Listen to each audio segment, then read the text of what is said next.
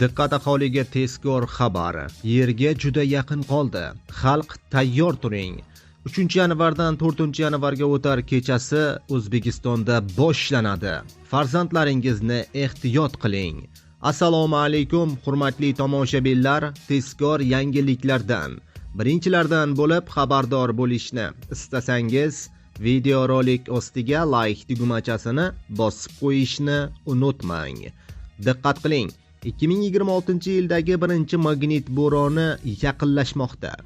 U 3-yanvardan 4-yanvarga o'tar kechasi Yerni G3 darajadagi kuchli magnit bo'roni qamrab olishi mumkin. Agar bosh og'rig'i, charchoq yoki qon bosimining ko'tarilib ketishi, tushib ketishi kuzatilsa, bu magnit bo'roni ta'siri bo'lishi ehtimoli yuqori. Shu kunlarda o'zingizni ehtiyot qiling, ortiqcha zo'riqmang, ko'proq suyuqlik iching deyiladi ma'lumotda. Azizlar, videoroligimiz keng tarqalib, barchaga e'tiborishligi uchun like tugmachasini bosib qo'yishni unutmang.